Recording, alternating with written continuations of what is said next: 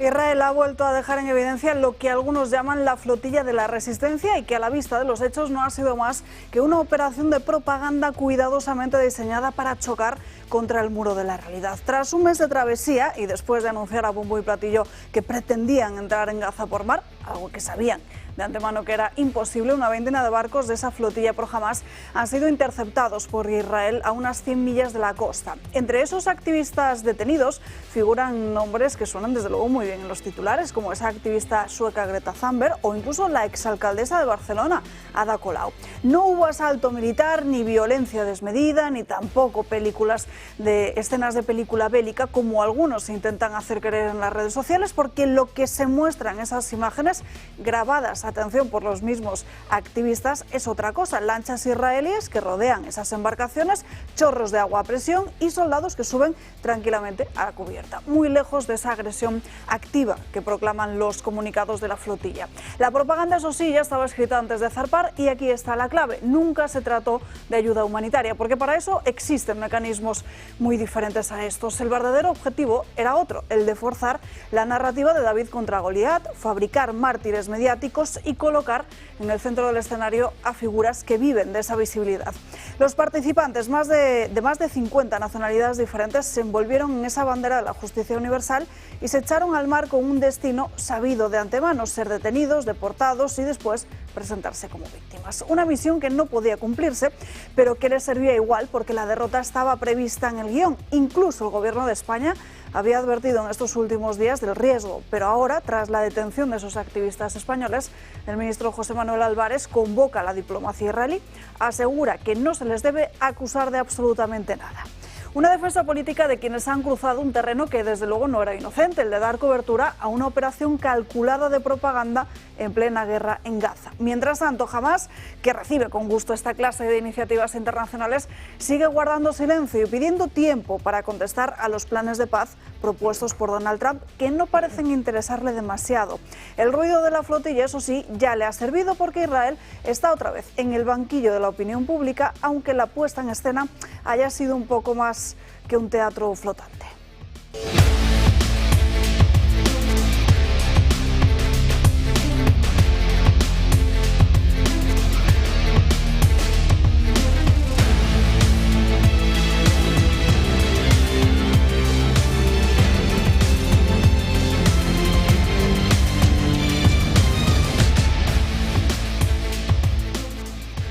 Muy buenos días, vamos terminando la semana aquí en Dando Caña. Todavía es jueves, es 2 de octubre y celebramos Santos Ángeles Custodios, con muchos asuntos encima de la mesa, pendientes en todo momento de esa imagen que nos está llegando en directo, de las cámaras que tienen propiamente colocadas todos esos barcos pertenecientes a esa flotilla pro Hamás, unas imágenes que ellos mismos se han encargado de colgar a través de las redes sociales para que todos estemos observando en directo. Pero tenemos muchos asuntos importantísimos de los que hablar a lo largo de la mañana de hoy. Ya les adelanto que uno de los grandes temas del día a tratar y debatir aquí será la cuestión de la vida y del aborto, no solo después de esa página web impulsada por el Ministerio de Sanidad e Igualdad, sino también a raíz del pacto surgido entre el Partido Popular y Vox aquí en Madrid. Hablaremos largo y tendido de ello. Además, tendremos el testimonio de una persona que lo sufrió ella misma, que decidió abortar,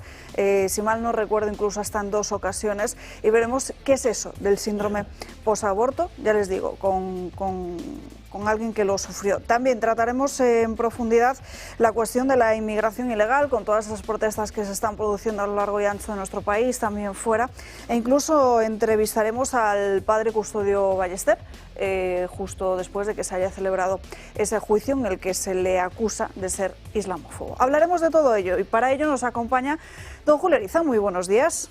Buenos días. Noticia que no habréis visto: Bashar al-Assad, intento de envenenamiento y hospitalizado en Moscú. No lo veréis en muchos sitios, pero bueno, vale la pena que sepamos. ¿En tu Telegram? Las cosas que pasan. Sí, está en el Telegram, efectivamente. Luego, no han puesto cámaras, las camaritas estas que han puesto en los barcos estos de la flotilla, no las han puesto en Salé, en Marruecos, para ver cómo la policía marroquí mataba a 2 personas a tiros, porque había unas protestas estudiantiles, han matado a 2, que sepamos. han matado a 2. No hay cámaras, no. Las cámaras estaban en el barco de la flotilla con el topless de alguna de las que estaban por allí. Y por otra parte, pues Hungría ha hecho lo que Orbán hace, le pasa como a Trump, que hacen lo que han dicho que van a hacer. Y lo que han hecho es que a las madres que tengan 3 hijos ya no van a pagar nunca impuestos. Las madres que tengan 3 hijos, no tax. ¿Vale? Pues eso es hacer cosas, ¿no? Por la demografía y por cambiar el país y por potenciar tu patria, tu tierra, a tu gente, por ayudar a tu gente. Son 3 cosas que creo que vale la pena resaltar y luego ya, pues todo lo que la jefa aquí diga que hay que hacer. Lo que me dejan también en la mesa. Josep María Francas, muy buenos días. Muy buenos días. Pues mire, yo quería haber hablado de la flotilla de las vanidades y de que con su pan se lo coman, porque tengo que reconocer que me suena a una obra de teatro mala, con lo cual no me interesa nada, y he desconectado de todas las televisiones cuando daban eso, con lo cual hoy voy un poco perdido. Pero cuando estaba dando vueltas por alrededor de aquí, haciendo tiempo, me he encontrado con una entrevista a una ministra encantadora, ministra de Inclusión, Seguridad Social y otras cosas, una tal Elena Saiz, que ha sido muy interesante porque ha usado ese argumento que tanto me cabrea a mí del fin justifica los medios sin decirlo. Ha dicho, ¿para qué presupuestos si estamos creciendo? Y eso va como un cohete. Ha venido a decir, no ha usado estas palabras, pero sí que ¿por qué presupuestos? O sea, ¿para qué democracia si todo funciona, en el fondo? O sea, da igual todo si funciona es su criterio. Claro, eso le ha faltado tiempo a José Luis Fernández Santillana de Uso para mandar datos reales sobre el paro, que la ministra también ha abundado en que estábamos de éxito en éxito y tiraba porque le tocaba. Claro, según el Ministerio estamos hablando de 2.421.665 desempleados registrados. Y según Uso estamos hablando de parados reales 3.800.000. Es una pequeña diferencia sustancial de 1.400.000 más. Si se podría desenglosar, pero en fin, solo daré un dato. A final de agosto, no septiembre, a final de agosto, los fijos discontinuos inactivos llegaban a 850.000. Que eso quiere decir los disfrazados. O sea, parados disfrazados con el título de fijos discontinuos. De la misma manera que tenemos inútiles disfrazados de ministro con el título de ministro de Inclusión, ministro de no sé qué y ministro de no sé cuántos. Es una manera de disfrazar. En fin, no sigo para no insultar a nadie. Nos acompaña también en esta mesa José Ramón Ferrandis. Muy buenos días, ¿qué tal está? Muy buenos días, pues encantadísimo, como siempre, en vuestra compañía. ¿Dónde mejor? Y enganchándome con lo que acaba de decir Josep María, a mí esto me recuerda a aquella vieja frase de Lenin, ¿presupuestos para qué? Uy, no. ¿Libertad para qué? Es decir, estamos hablando de la misma línea. Es decir, la mentira es consustancial con el socialismo. Lo enmascaran todo. El tema del paro es uno de los elementos fundamentales para que la gente no se haga una idea cabal de cuál es nuestra situación económica real. Y por lo tanto repetirán, de acuerdo con su librillo, constantemente las instrucciones recibidas por parte de estos grupos que organizan la información, probablemente en el seno de Moncloa. Y en cuanto al resto, pues nada, hablaremos de lo que digas. Roberto Marín, muy buenos días. Buenos días, Alba. Pues vamos, si os parece, ya con los principales asuntos del día, como no, con esa interceptación de la flotilla pro-Hamas por parte de Israel. Al menos estamos hablando de unas 20 embarcaciones y también entre ellos están afectados unos 30 españoles. Tras más de un mes de travesía, el convoy partía el 30 de agosto desde diferentes puntos de Europa. Aquí, en España, desde Barcelona, la flotilla pro-palestina ha sido interceptada por el ejército israelí.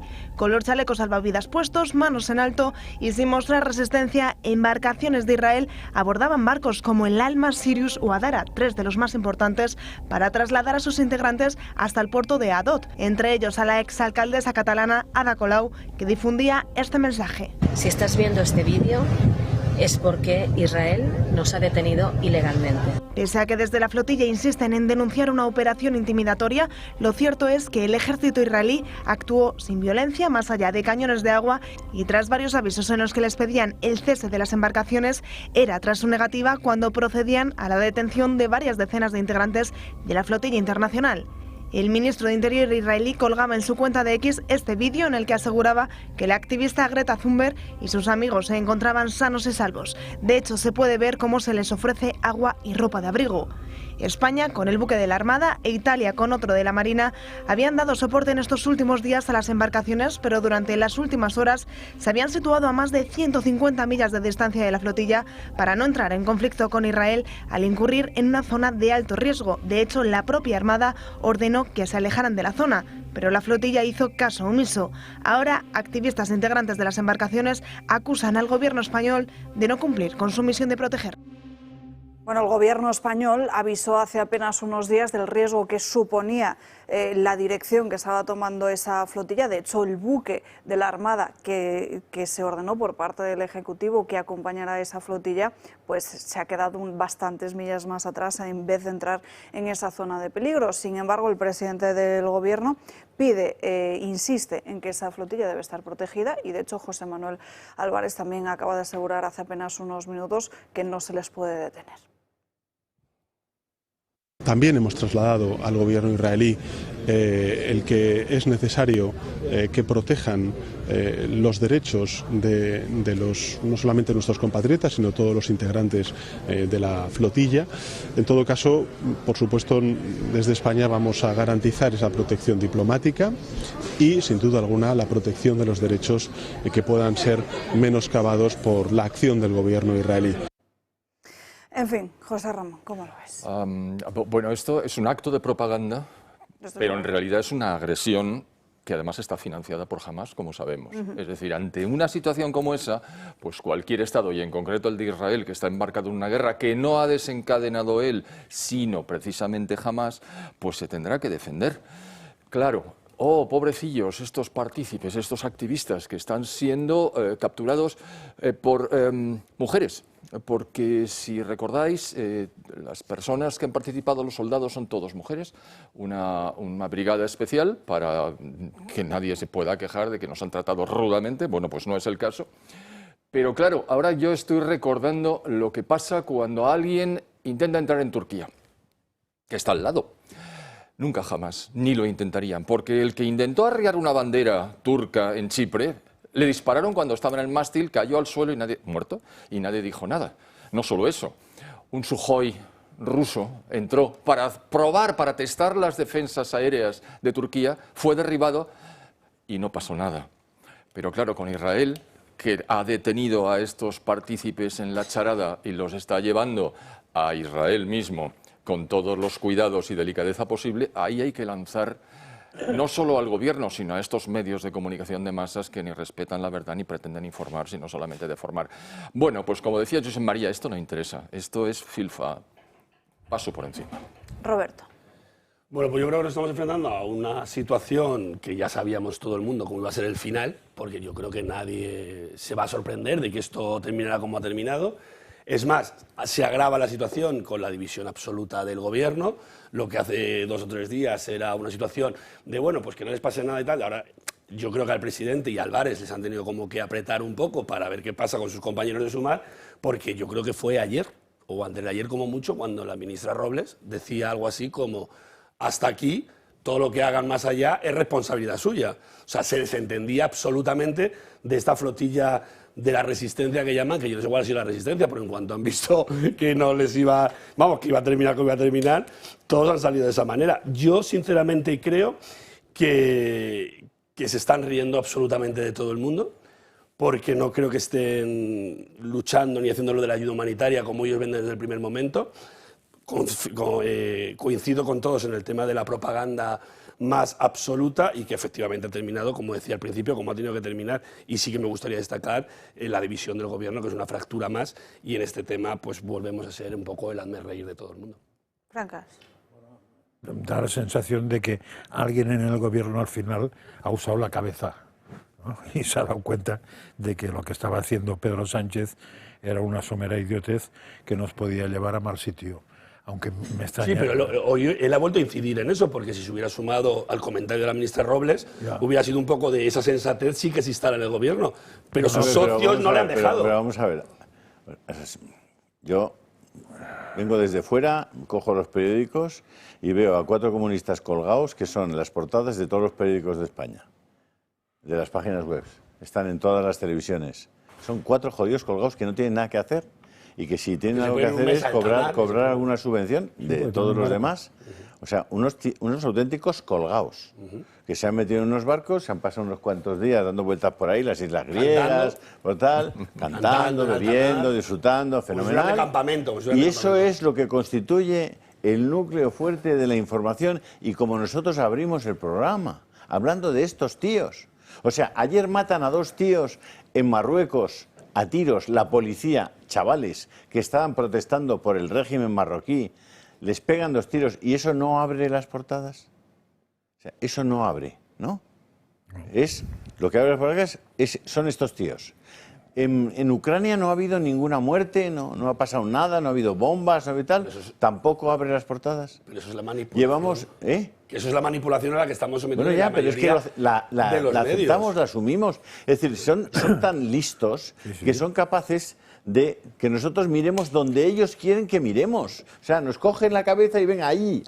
Y está todo lo demás que está pasando, que es mucho más importante, Pero, Julio, no existe. Pero tienen medio hasta el último minuto. ¿Qué día hacen público lo del barco que les va a acompañar a la flotilla? El día que a Begoña Gómez les dicen que la va a juzgar un jurado popular. Entonces ya han desviado la atención. Eso que tendría que ser noticia, ya han desviado la atención y estamos donde estamos. Pero yo por eso he dicho esta mañana que cuando he visto que tocaban eso, he apagado las televisiones.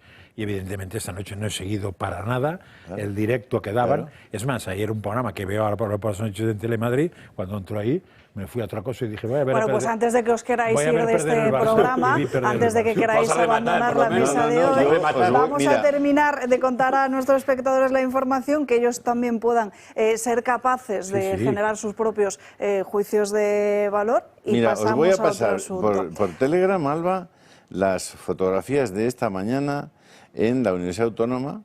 Es la cafetería de biología, que está dominada por la izquierda más marxista, si es que... Y para que veáis el nivel de coordinación que tienen los activistas de esto, todos cobrando.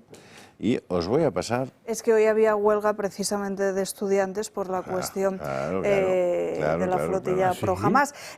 Quiero preguntarle a nuestra compañera María Vallejo, que ha indagado un poco más en esto, ¿qué pasa ahora con todas esas personas que han sido detenidas por parte de Israel? Muy buenos días. Buenos días, Alba. Vamos a verlo porque Israel ha interceptado ya a varios barcos de esa flotilla, pero tras esto surge esa pregunta, ¿qué pasa ahora con todos sus ocupantes? Pues la situación va a depender de la situación de cada uno de ellos, sobre todo si tienen o no algún antecedente.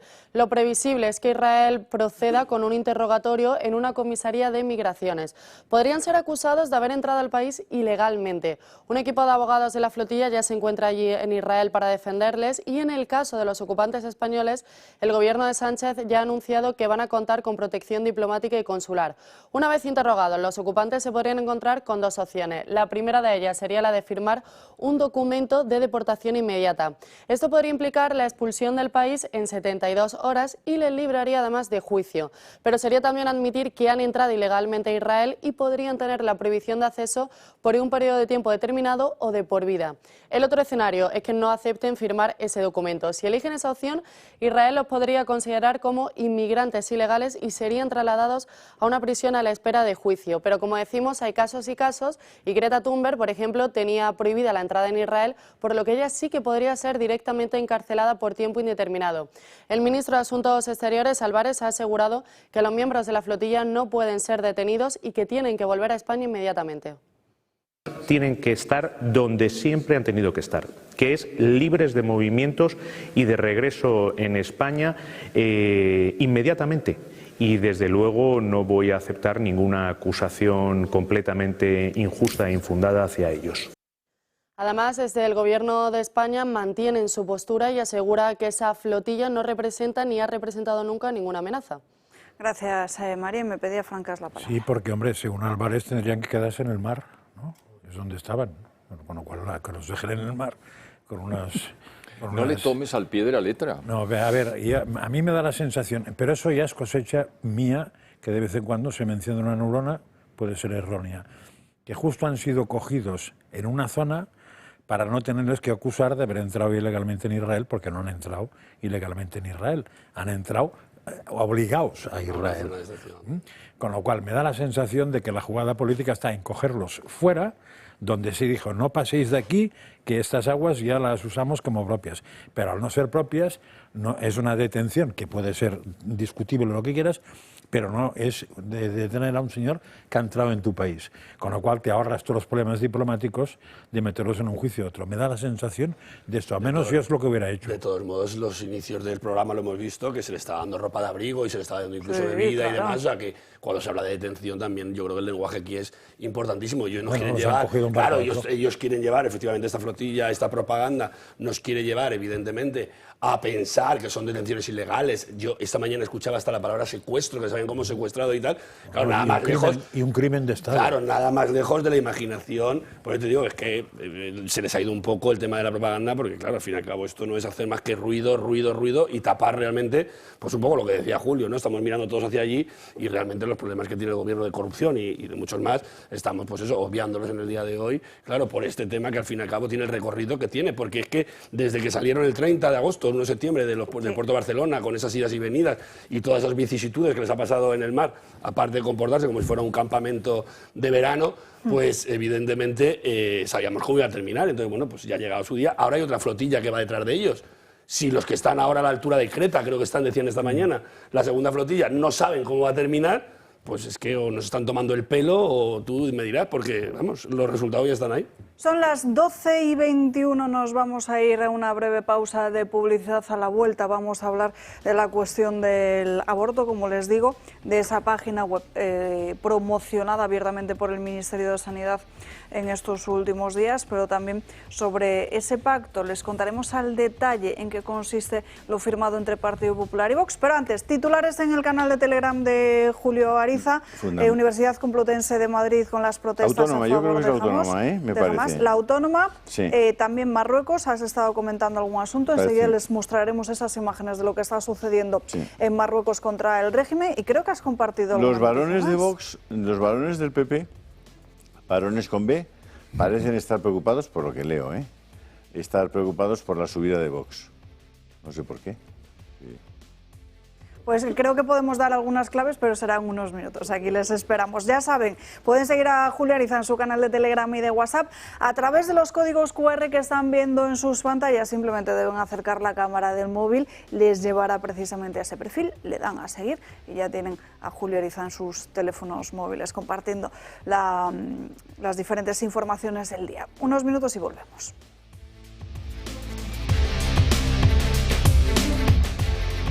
El futuro también se construye con la experiencia. El Plan de Empleo Senior de la Comunidad de Madrid impulsa a las personas mayores de 45 años con medidas concretas: orientación profesional, formación continua, incentivos a la contratación y apoyo al emprendimiento.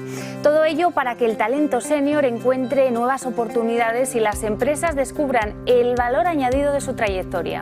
Con este plan, lo que parecía un final se convierte en un nuevo comienzo. La Comunidad de Madrid apuesta por quienes aún tienen mucho que dar. Comunidad de Madrid, la experiencia multiplica el talento.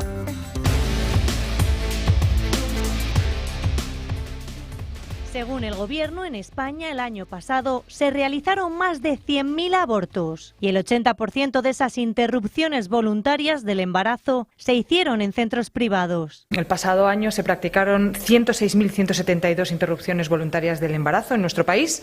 Esto se supone alrededor de unas 3.000 intervenciones más que en el año 2023. Si hay un dato en el que queremos poner el foco es que el 82% de los abortos, de las interrupciones voluntarias del embarazo, siguen realizándose en centros privados, frente a solo un 18% en la red pública. Y resulta más que patente la fijación del Ejecutivo porque las interrupciones del embarazo se contemplen en la sanidad pública. Prueba de ello es la web Quiero Abortar, una guía con la que el Ministerio de Sanidad facilita el aborto, mostrando un mapa por comunidades, exponiendo los servicios y métodos que ofrece cada autonomía. Pero hay más. Pedro Sánchez ha destinado 300.000 euros de dinero público a un estudio que abordará el aborto en transmasculinidades y personas no binarias en Perú. Mientras, en España, por ejemplo, La ley ELA, para mejorar la vida de las personas que sufren la enfermedad, lleva aprobada desde hace un año, pero las ayudas no llegan. El Ministerio de Sanidad exige que el aborto, que considera un derecho universal y una cuestión de salud pública, debe garantizarse en todas las comunidades autónomas, algo que no ocurre ni en Ceuta ni en Melilla. En concreto, en Melilla, el 100% de los médicos de la sanidad pública son objetores de conciencia, que también es un derecho fundamental. Y en el Ayuntamiento de Madrid, el Partido Popular y Vox han llegado a un acuerdo. Este martes se aprobaba una iniciativa a instancias de estos dos partidos en el Pleno del Consistorio, por la que se ponían de acuerdo en informar sobre el síndrome posaborto, algo que parece que ha hecho cabrear a la izquierda. La ministra de Sanidad ha dado los datos del aborto correspondientes al año 2024. España registra 106.172, lo que supone un aumento de casi un 3%. Los resultados coinciden con la puesta en marcha de la web creada por Sanidad e Igualdad, Quiero Abortar. En ella no aparece mención alguna de las consecuencias psicológicas que pueden tener las mujeres tras el aborto. El Ayuntamiento de Madrid ha aprobado una iniciativa de Vox para que se informe a las mujeres sobre el síndrome posaborto. Señores del Partido Popular, para que la información del síndrome posaborto llegue a todas las mujeres es esencial que sea obligatorio darlo. Señores de la izquierda, ¿tienen pánico a que se informe sobre el síndrome posaborto a las mujeres? ¿Por qué? Porque si se informa a las mujeres, entonces no abortan. Hay menos abortos y ustedes quieren más. José Luis Martínez Almeida ha afirmado que no está de acuerdo con el discurso del partido liderado por Santiago Abascal, pero que las mujeres tienen derechos. Yo entiendo que el gobierno no le gusta la información. Yo creo que el gobierno ya sabemos cuál es su política en relación con las mujeres. Ahora, nuestra política es la de respetar a las mujeres y entender que las mujeres tienen la madurez suficiente para recibir toda la información. El gobierno se ha levantado contra la aprobación del ayuntamiento madrileño. Mónica García ha criticado la iniciativa. Es un síndrome que no existe, es un síndrome que no existe como un diagnóstico clínico. Intentó hacer una relación entre el aborto y un futuro de miedo y de apocalipsis de mujeres alcohólicas y drogadictas. Bien, esto no es verdad. Por su parte, Pilar Alegría pide respeto para las mujeres. Que somos personas autónomas, somos personas responsables y por tanto yo lo que les pediría es que respeten el derecho a la libertad de la elección que tenemos las mujeres. El Ejecutivo se opone a que las mujeres conozcan toda la realidad sobre el aborto y han salido en tromba confirmando su intención de tumbar la iniciativa. Y ya están los equipos del Ministerio trabajando y valorando para, si es posible, impugnar esa decisión. A estudiar jurídicamente en caso de que lo lleven a cabo. Lo estamos estudiando por parte del Gobierno para, si llegado el caso, emprender las acciones legales que fueran necesarias. Y a nosotros que alguien nos explique qué hay de malo en informar a las mujeres de lo que van a hacer. No se les puede contar. No se les puede contar. Porque son menores de edad. Y además, mira, las mujeres son libres. Hombre, no hay discusión. Es una conversación inútil, porque es evidente que son seres humanos, igual que los hombres, tienen los mismos derechos y las mismas obligaciones. El problema es que si te acuestas y los espermatozoides del varón fecundan uno de tus óvulos, te quedas embarazada. Entonces, si tú no quieres abortar, lo que tienes que hacer es no acostarte con el varón o hacer que no te puedas quedar embarazada. Pero eso va a ser inevitable, se pongan como se pongan. Nosotros creemos que una vez que eso se ha producido, el embarazo, claro, por eso se llama embarazo, ya hay un ser humano allí y tú no tienes ya derecho sobre él. Si tú tienes derecho a no quedarte embarazada, por supuesto. A no acostarte con los tíos, por supuesto. Todos esos derechos los tienes igual que un hombre. Igual que el hombre tiene derecho a no dejar embarazada a la mujer. Si no se acuesta con ella, no se queda embarazada. Fácil. Pero a partir de ahí, lo que ocurre está fuera ya de la autonomía de tu voluntad. Hay un tercero. Claro, un tercero. Por cierto, el padre, a partir de ese momento, no pinta nada. No pinta nada. Es decir, no decide si ese ser humano puede salir adelante o no. Ya no lo decide. ¿Por qué? ¿Por qué no se plantea? Es evidente que el derecho sobre ese ser humano, en todo caso de haber algún derecho sobre él, que lo que hay es una obligación, sería de los dos. De hecho, todo el mundo entiende que el padre tenga que pagar los alimentos a los hijos, entiende que tenga que pagar la pensión para los hijos, entiende que tal. ¿Se entiende? ¿Por qué? Porque es parte cuando nace, de esa realidad. Cuando nace, la paga. Antes no. Claro. Entonces, ¿qué pasa antes? ¿Qué pasa? ¿Que ya es la madre sola la que decide? Y, por cierto, la palabra muerte, ¿por qué no la incorporamos también a la historia? Porque ahí hay algo que está vivo. Vamos a discutir, porque ya están discutiendo, bueno, lo discuten ellos, porque la biología, la realidad, no lo discute, que hay un ser humano, no hay una cabra, o sea, hay un ser humano. Simplemente dejándole, nacerá y será director de un programa de televisión, o será médico, o será, yo qué sé, informático. Pero déjale nacer. Que tú no tienes derecho sobre él. Están insistiendo con el derecho de la mujer. El derecho de la mujer es hacer su vida, a no acostarse con un señor o poner los medios para que ese acostarse con el señor no suponga que nazca una criatura o que tenga una nueva criatura. Pero lo demás, ¿por qué? Es decir, están enseñando una parte de la realidad. La evidencia del síndrome posaborto no es una evidencia en millones de mujeres. Cualquier mujer sabe lo que significa un embarazo. Aquí tenemos una embarazada con nosotros. Y cómo interactúa constantemente la madre con el niño en su barriga. Cómo ya es algo tan íntimamente ligado a su vida. Y además, es otro. No es la madre, es otro. Distinto de la madre. Evidentemente, acabar con esa vida tiene consecuencias. Tiene consecuencias en la madre. En la historia vital de la madre, en su psicología, en la forma de entender la vida, la madre escucha las necesidades, los gritos del niño, si quiere jugar, si quiere, habla con él. ¿Qué queréis hacer? ¿Acabar con eso? ¿Queréis ocultar completamente la realidad? La madre nunca olvidará a su hijo, aunque no lo haya visto y no haya nacido. Nunca olvidará a su hijo. Y creo que es un mensaje, Julio, que también transmite a la perfección Leire Navaridas, que es una de esas mujeres que mencionabas. Tenemos precisamente conexión en directo con ella. Leire, muy buenas tardes. Buenas tardes. Bueno, tu testimonio lo conocemos desde hace ya mucho tiempo, porque aquí en esta casa hace unos años realizamos un documental llamado Inocentes, el primer documental, creo que es el primero, que plasma precisamente lo que hay detrás de un aborto, ¿no? Y creo que tú sufriste además 2, si no me equivoco, y fuiste testigo de lo que es realmente ese síndrome posaborto, que la izquierda, o por lo menos es lo que hemos escuchado a Mónica García, Ana Redondo y la propia Pilar Alegría, se niegan a asumir. Claro, lo primero me parece realmente lamentable jugar con el dolor humano y trasladarlo a una cuestión política, porque el dolor humano no entiende ni de política ni de religión. Las mujeres que pasamos por un aborto provocado efectivamente, luego manifestamos trauma posaborto, y ese trauma posaborto se podrá manifestar a nivel físico, emocional y o psicológico. ¿Cómo fue en tu caso?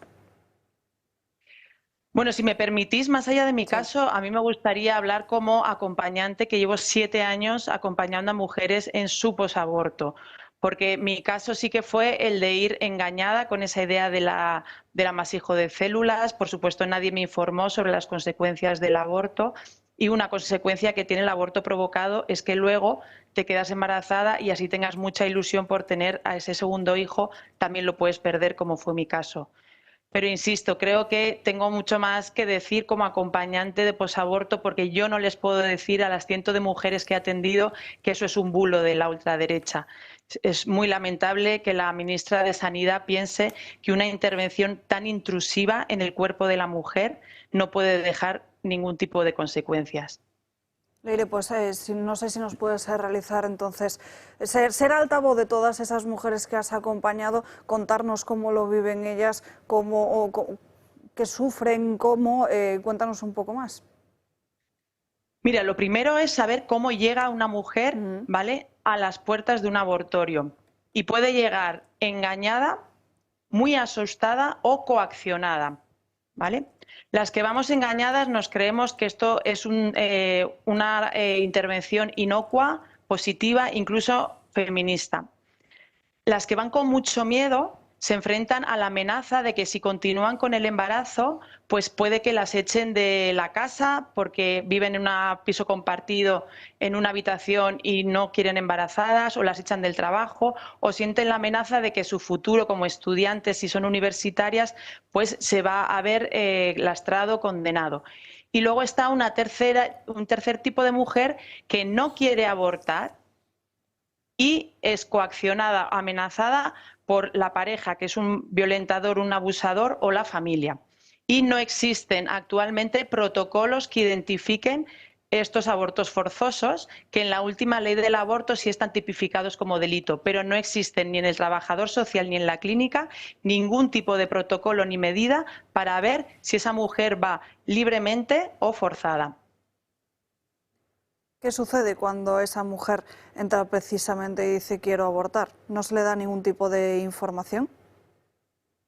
Eso es, hay un papel, pero yo doy testimonio que ninguna de las mujeres a las que yo he acompañado era realmente consciente de la intervención que le iban a hacer y de las consecuencias que iba a tener posteriormente. Y además de las psicológicas y emocionales, que las he encontrado en todos los casos, también existen muchas españolas que después de esa intervención han tenido trastornos menstruales, sangrados persistentes, infecciones uterinas o embarazos ectópicos o abortos espontáneos, como fue mi caso. Profundizando en esas consecuencias, has mencionado algunas de ellas.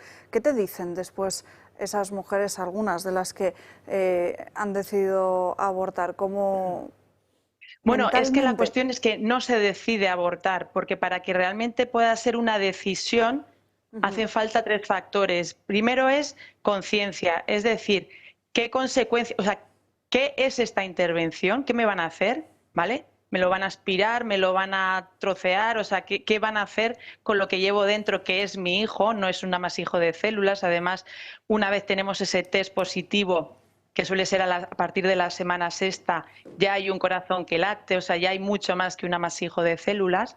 Entonces, sí que es importante que seamos conscientes de lo que llevamos dentro, de lo que nos van a hacer y de las posteriores consecuencias, como decía, aunque sea solo las físicas, ¿vale? Que me puedo quedar estéril, esto me lo tienen que informar. Segundo, tendría que tener las mismas opciones para abortar como para no abortar. Y una mujer embarazada en situación de vulnerabilidad, cuando va al trabajador social contándole no tengo trabajo, no tengo vivienda, no tengo dinero, el trabajador social lo único que le va a ofrecer es el aborto, porque no tienen recursos para ofrecerle un apoyo emocional, para conseguir trabajo, separarse de su pareja, si está siendo maltratada o lo que sea. Y luego, por último, que sería la tercera, sería falta de coacción. Es decir, para yo poder decidir ejercer mi voluntad libremente, yo tengo que estar exenta de coacción. Yo no puedo tener a una pareja, a una familia, a un jefe diciéndome o abortas o vas a tener estas consecuencias negativas. O también puedo tener la coacción dentro de mí pensando que la maternidad va a ser una condena que me va a lastrar frente a la experiencia que tenemos de las mujeres cuando continúan con el embarazo en situaciones muy complicadas. Es precisamente el nacimiento del bebé lo que les da mucha fuerza y mucho motor para ir superando los problemas que tenían en el momento de que las dejaran embarazadas. ¿Se arrepienten, Leire, todas esas mujeres que finalmente...? Las que yo atiendo, desde luego, ¿vale? Pero también puede ser que otras no se arrepientan, porque yo también estuve así durante 5 años. Yo durante 5 años pude afirmar que el aborto, menos mal, lo pude hacer, porque ¿a dónde iba yo con 26 años y un hijo? ¿O a dónde iba yo con un hijo de esa persona que me dejó embarazada? O sea que durante mucho tiempo una puede negar el dolor. Claro. Leire, te habla Julio Ariza. Hola, buenos días, Leire, ¿qué tal? Hola, buenos días. Buenos días. ¿Cómo describirías desde un punto de vista psicológico las emociones de una mujer después de haber abortado voluntariamente? Bueno, es que no se aborta voluntariamente, insisto. Para que esa mujer realmente haya podido ejercer su voluntad, nos tendríamos que asegurar que se han dado esos 3 pasos que he descrito. Y en la mayoría de los casos no se da, porque es que tampoco se cumple con el consentimiento informado.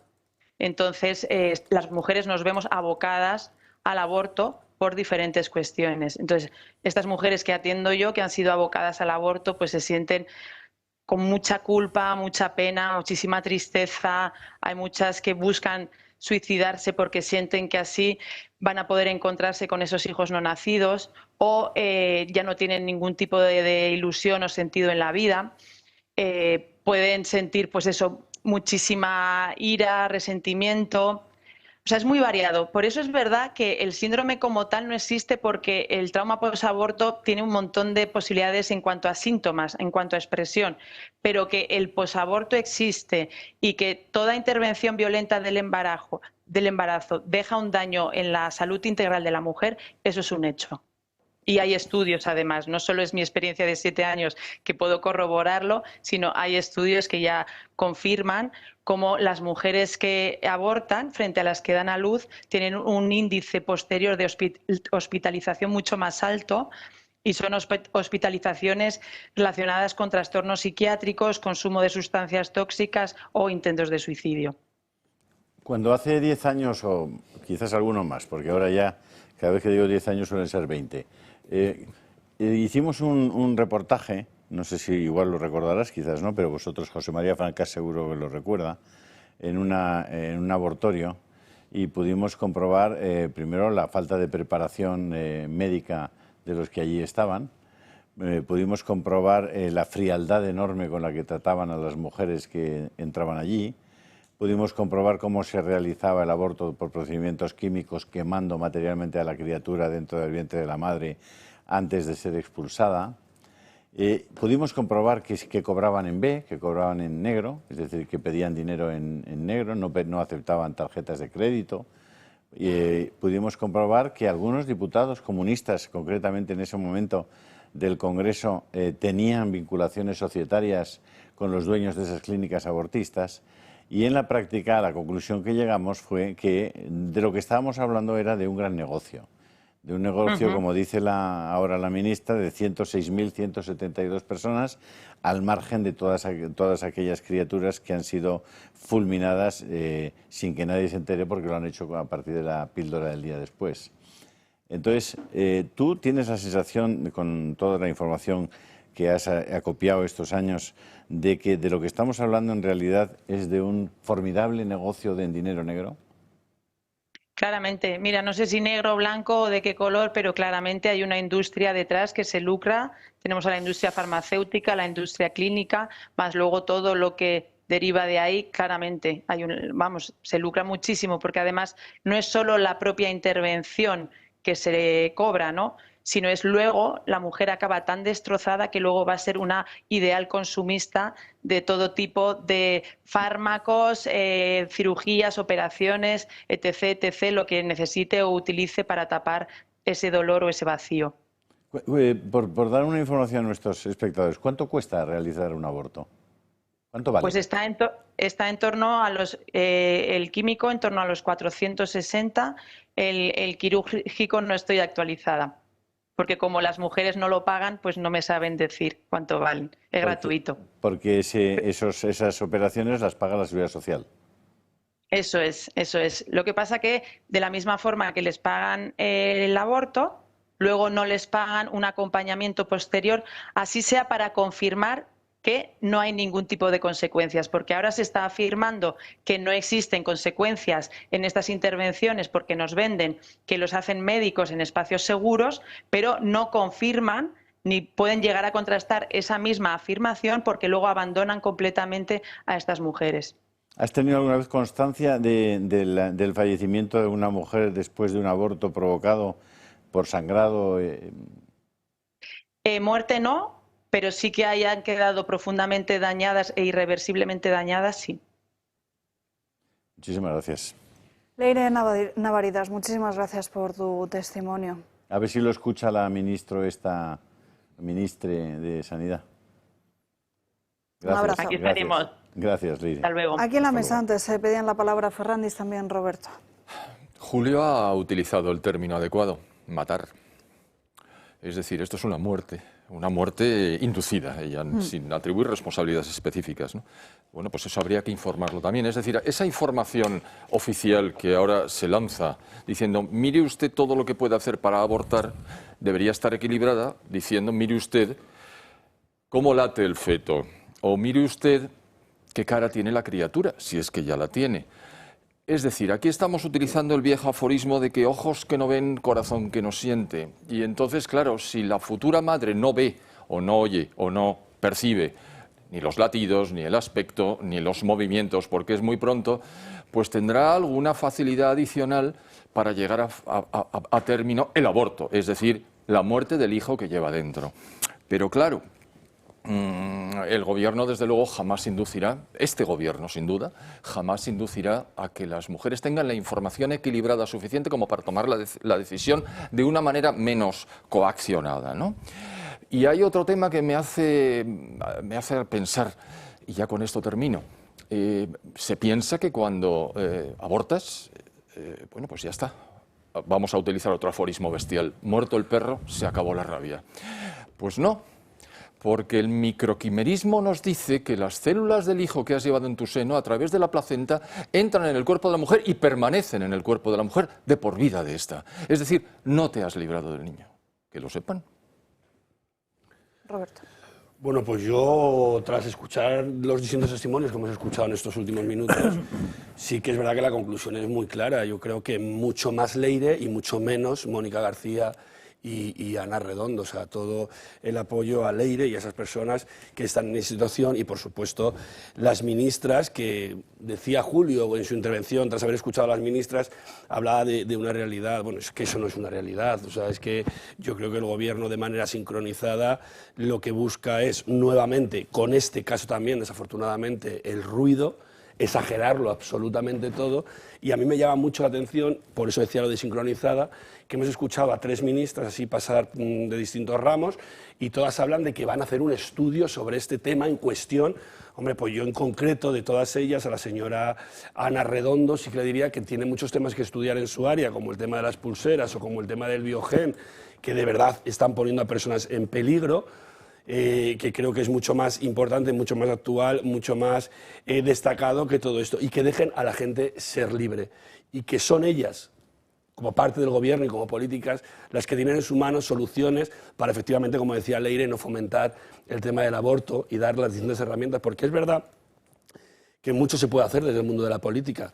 En concreto, podemos ver como ayer mismo en el Consejo de Gobierno la presidenta Ayuso dio luz verde a, creo que, una de las leyes que va a marcar esta legislatura, sin lugar a dudas, y eso es lo que hay que hacer, apostar realmente por el tema de los nacimientos, porque además creo que hacen falta y que hay que buscar una solución a esta problemática para cuando pasen esas cosas que contaba Leire, sí que puedan ir al trabajador social de turno en ese caso, y aunque no tengan trabajo, aunque no tengan vivienda, que me ha parecido un testimonio espeluznante, sí que le puedan decir, no te preocupes, que hay ayudas, no te preocupes, que te vamos a arropar y que esto pueda seguir adelante sin necesidad de abortar, interrumpir el embarazo o demás. Entonces yo sí que creo que quiero terminar como empecé, mucho más Leire, muchos más testimonios de esa realidad y afrontarla y buscar soluciones, y desde luego mucho menos testimonio sincronizado como el de las ministras, que están en exagerarlo absolutamente todo y perder esa noción de la realidad verdadera.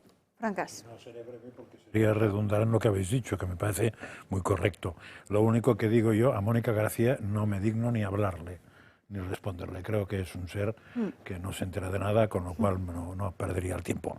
A la otra sí que le diría, a la ministra de Educación, que lo de educación le sobra, pero que siempre que quiera que la gente no sepa, es que manipula, no hay otra cosa.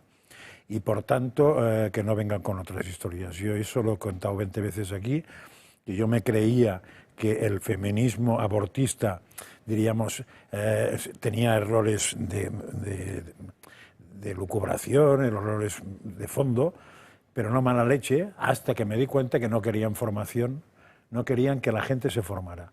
Cuando no quieres que la gente se formara, ya no me creo en errores de manera de pensar lo que sea, sino que estoy convencido de que tienes mala leche, ¿eh? Es decir, que eres mala persona. Y con lo cual yo con malas personas prefiero no discutir, porque es absolutamente absurdo. O sea, no hay nada que pelar, no hay ningún argumento, ni científico, ni moral, ni humano, que les vaya a hacer bajar del burro. Porque no sé exactamente por qué, o podría deducir por qué. Lo que quieren es que la mujer, por ignorancia, aborte. Punto pelota. A mí sí que me gustaría que hubiera una al menos un enorme rigor en el seguimiento de las técnicas que practican de aborto en esos abortorios, conocer efectivamente, porque los precios entre unas formas de aborto y otras formas varían mucho, es decir, estamos hablando desde 450 euros hasta los 900.000 euros por un aborto, y me gustaría mucho que cuando se practique la factura desde ese abortorio a la Seguridad Social tengan que dar todo tipo de datos, explicaciones de cómo ha sido la forma del aborto, qué se ha consumido en ese aborto, qué objetos sean, el tiempo tal, las personas que, etcétera, etcétera, porque, claro, en gente que está dispuesta a, con absoluta frialdad, matar a seres humanos, hacer trampas con la facturación y con, pues fíjate tú. Eso es anecdótico ya. Eso es anecdótico. Lo que pasa es que, peccata minuta, eso. Por lo menos, claro, que los españoles sepan qué están haciendo ahí dentro y cómo lo están haciendo. Nos tenemos que ir, señores, a una brevísima pausa de publicidad y a la vuelta les vamos a mostrar las imágenes de lo que está sucediendo en Marruecos con todos esos jóvenes protestando contra el régimen.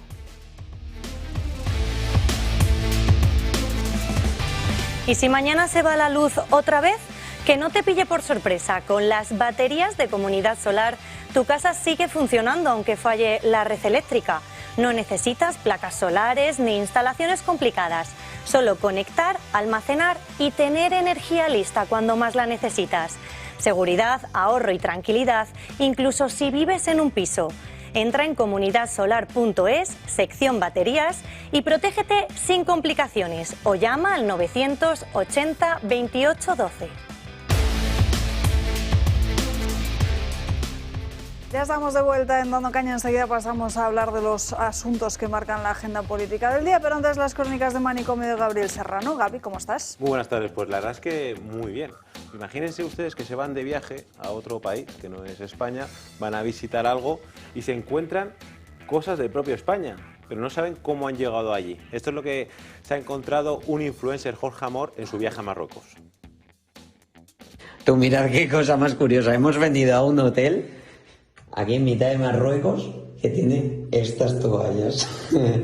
¿Me ayudas a abrirla, porfa?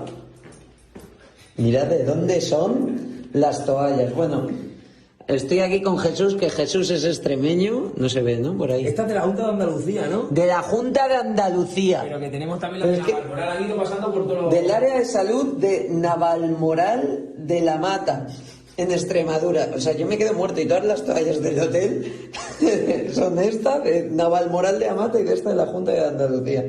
Yo me quedo muerto, tío. Increíble. La han debido de robar todas. Se han robado. Hace 3 semanas este influencer se fue de viaje a Marruecos y por el Sáhara porque él es un amante de las serpientes. Y dijo, oye, pues vamos a estudiar un poco. Y de repente llega al hotel y se encuentran las toallas en este hotel de Marruecos del Servicio Extremeño de Salud y del Servicio Andaluz de Salud.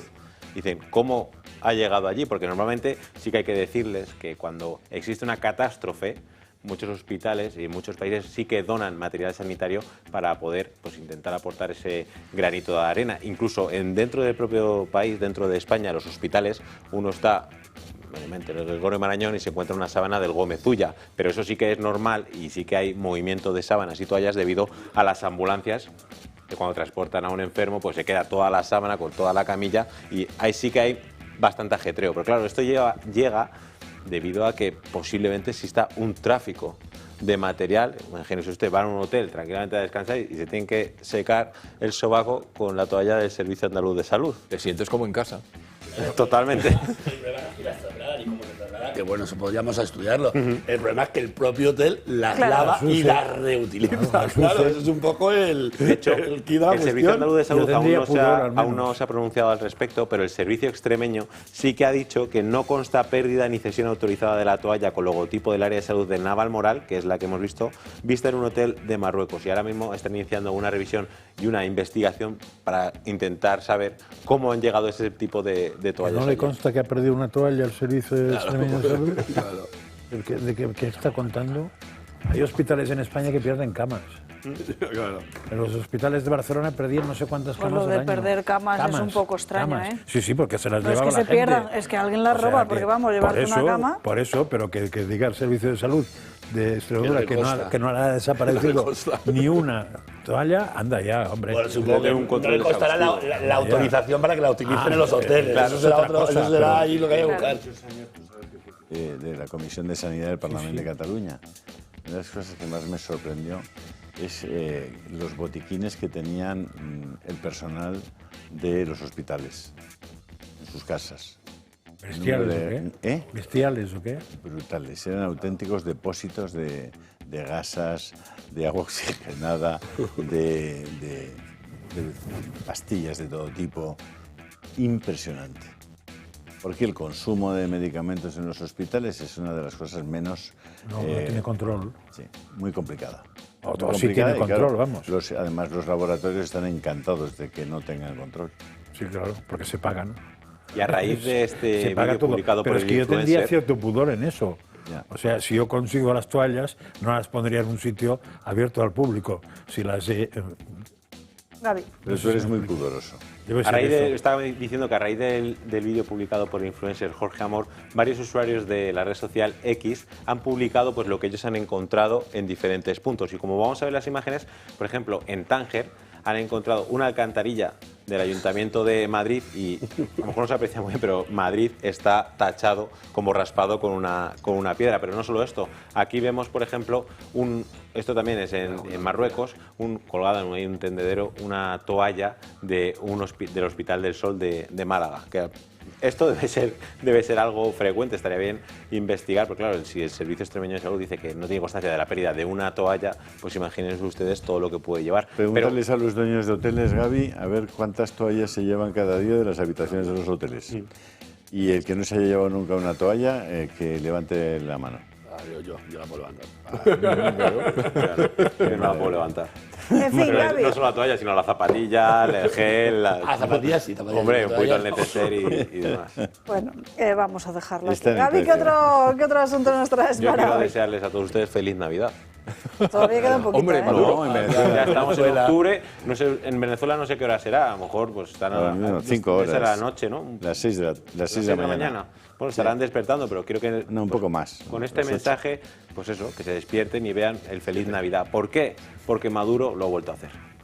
Este adelanto de Navidades nos ha funcionado a nosotros como una vacuna. El adelanto de Navidad es la mayor vacuna que hemos descubierto contra los amargados, los fascistas, los violentos.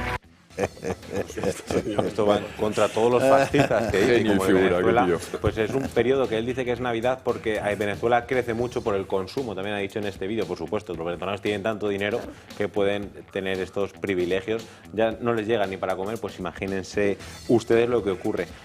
Es tal confusión y caos que crea aquí el propio Maduro que vamos a ver influencers, seguidores muy cerca del gobierno de la dictadura, del régimen de Venezuela, que han hecho hasta villancicos. Vamos a ver el trozo de uno de Michelo que hizo el año pasado. Venezuela en octubre baila esta Navidad, el imperio ardido está, el petróleo queda acá, los traidores desde afuera ya no paran de llorar, en las redes mienten mal, siembran odio sin parar, ni sanciones ni bloqueo no nos pueden derribar. El pasito navideño bolivariano. ¡Brazos arriba y fuerza! Navidad. Este es uno de los ejemplos de los amigos cercanos, por eso estamos en este manicomio, que tenemos muchos allegados y estos son unos de ellos, los del régimen de Maduro. Pero es que no solo eso, ayer cuando se inauguraba desde el Helicoide, el mayor centro posiblemente de represión de todos los opositores políticos, de torturas, pues están allí, lanzaron desde allí fuegos artificiales y celebración como si fuese también llegar el año nuevo, reuniendo a la gente con diferentes conciertos. Estamos viendo aquí de dónde tiran los propios fuegos artificiales. Pues durante todas estas semanas el gobierno chavista lo que hace es dar más bolsas de comida y ayudas a todos los ciudadanos.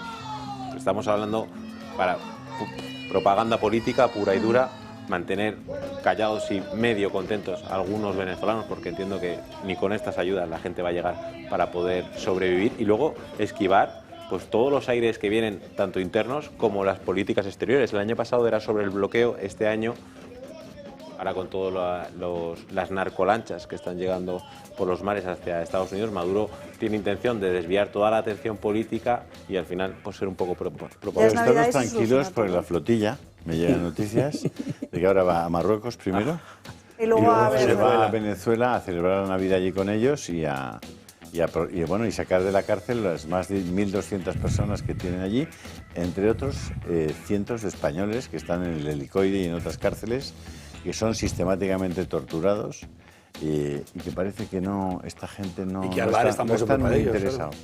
A ver, es que hay dos, como mínimo hay dos Venezuelas, que no tienen nada que ver. El que pasa hambre son muchos, pero los que viven como Marajás son otros. Y el entorno de Maduro y sus muchachos, y a veces me planteo, si aquí se pudiera, harían lo mismo, O sea, el entorno Sánchez y compañía, si pudiera, que el resto no comiéramos más que porquería y ellos vivieran con jamón de Navarretinto. Exactamente, de 5 jotas. Con ejemplos que la gente entienda. No tendrían ninguna duda. Y de hecho, fijaos que eso es lo que tienen. Eso es lo que se llama la ley del embudo. Ahí, ¿qué pasa? Que ahí como ya no hay ni oposición interna, por decirlo así, lo han conseguido más. Que es que la gente se muera de asco y de hambre, pero ellos tienen unas fortunas alucinantes. Y últimamente me he encontrado con gente que me lo ha contado, vamos, que hay gente en España que se ha vuelto a vivir allí por lo bien que está viviendo allí. Ya me explicarás. Sí, ya se ven los propios ¿Cómo se entiende eso? La doble Solo realidad se entiende que tienen. porque estás con el poder y, por tanto, diríamos, vives en su Moncloa. El propio vídeo, hemos visto el villancico de este influencer, todo lo que propone a la población venezolana. ¿Qué porcentaje de esa población puede llegar a adquirir esos productos, a comer 3 comidas al día? ¿Qué mínimo? Pero a ese respecto me ha llamado la atención una estrofa del cántico que ha pergeñado este hombre el año pasado. El petróleo se queda aquí, ha llegado a decir. Toma claro, porque PDVSA es incapaz de sacar una fracción de lo que extraía anteriormente. Son inútiles y se vanaglorian de ello. Esto es fantástico. Es que ha llegado más porque la Casa Rosada, el portavoz Manuel Adorni, ha tenido unas palabras para todos los venezolanos. Qué interesante. Hoy arranca, señores, la Navidad en Venezuela, así que desearles una muy feliz Navidad al pueblo venezolano. Esperamos que la llegada anticipada de Santa Claus, adelantada por orden del dictador Maduro, les traiga paz y tranquilidad, que efectivamente es lo que necesita el pueblo venezolano. Claramente Manuel Adorni se está refiriendo a esa otra Venezuela, que necesitan paz y tranquilidad por el propio régimen de Maduro. Bueno, y lo que necesitan es pan también. Sí. Pan. Y tiritas, comer y medicamentos básicos. Y de todo tipo de cosas. La verdad es que te asomas a la realidad de los países comunistas del mundo y dices, ¿y cómo es posible que haya tantos millones de personas a las que no les interese nada eso?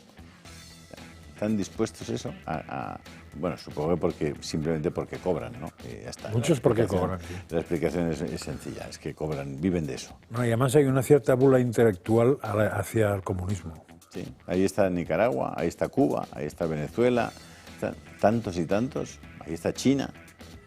Pues eso es el paraíso, es como siempre se ha dicho, el paraíso comunista. Aquí lo vamos a dejar, Gaby. Muchas gracias por estas crónicas de Manicomio. Nos vamos ahora con esas imágenes que les prometí antes de Marruecos.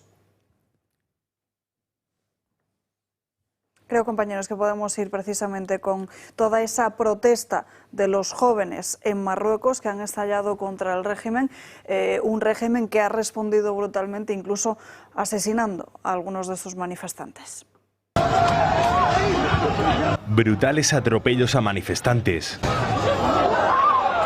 palizas y centenares de detenciones. Es el modus operandi de la policía del régimen marroquí para silenciar las multitudinarias protestas que inundan el país. Miles de jóvenes de la generación Z salen a las calles para pedir mejoras en el empleo, educación y sanidad. Todo ello nació tras la muerte de 8 embarazadas esperando una cesárea. Todo apunta al mal estado del anestésico. Los jóvenes, cansados, se agrupan en redes sociales tras el grupo Gen Z212, como el prefijo marroquí. Su lema: hay estadios, pero ¿dónde están los hospitales? Un gobierno que como digo, invierte mucho en infraestructura deportiva, invierte mucho en creación de centros de datos, en infraestructura de hidrógeno verde, pero por ejemplo no ha conseguido o no ha completado todavía las promesas de reconstrucción que hizo en la zona de Marrakech después del terremoto de 2023. Una cuarta parte de la población es de la generación Z y casi la mitad de los jóvenes marroquíes están en desempleo. Todo ello ocurre mientras el rey Mohamed VI está en estado crítico de salud, apenas se le ve y pasa más tiempo en revisiones médicas que en actividad política. Varios medios argelinos afirman que se encuentra en muerte cerebral. Marruecos lo niega y afirma que es una cortina de humo para no hablar de la fuga del ex jefe de inteligencia argelino a España a través de una patera. Bueno, esta es la situación que está viviendo Marruecos en estos momentos. La generación de los más jóvenes se están levantando contra el régimen. Las consecuencias se están viendo precisamente en las calles. Desde luego, no sé hasta qué punto van a continuar esas protestas en las calles. Pero... No sé, a mí chocante porque yo cuando he estado, es un país que me ha gustado siempre visitar y he visto a la población muy sumisa ante lo que es el entorno político y sobre todo el entorno policial, porque ahí sí haces, o sea, diríamos, como no esperan a que mates, sino que a la que mueves el dedo y ya te dan un colejón. No, te matan. Pues eso, bueno, ¿Cómo ya ha no pasado sé. ayer? No, sí, pero eso ya no es mover el dedo, pero, o sea, que sé que es muy ordenado todo, está muy ordenadito y me choca que la juventud haya ido, pero claro, esas cosas cuando se empiezan no se sabe cómo se acaban. Ya. Las primaveras árabes, acuérdate. Sí, pero ahí hay una diferencia fundamental, que detrás de las primaveras árabes estaba la Unión Europea y Estados Unidos ayudando. ¿Y detrás de estas qué quieres que puede estar? Aquí yo creo que Estados Unidos no va a estar. No, pero el señor Putin puede ser que sí. Puede ser Putin, pero si está... Creo que Estados Unidos va a intentar dejar que frenen eso como sea, porque no le interesa nada, un problema ahí, De hecho, ya en Argelia, fijaos lo que pasó, Yo interpreto que las algaradas que coinciden precisamente con la situación de coma inducido en la que se encuentra el rey en un ¿Estáis seguros de eso? Sí, en un hospital de París, lo he leído en varios lugares, oye, si no es cierto, pues mala suerte. No. Pero claro, es una coincidencia. Preguntado sobre si el príncipe heredero había asumido, también parece ser que sí, es decir, que había asumido la responsabilidad. Claro, es un momento de transición extraordinariamente difícil. Es un chico muy joven, por supuesto que está sobradamente preparado, es decir, conoce la situación, pero todos los equilibrios internos de Marruecos que pivotan en torno al rey, ahora mismo se están transformando, con lo cual es un momento de dificultad intrínseca grande, y no me sorprende entonces que se hayan lanzado a la calle.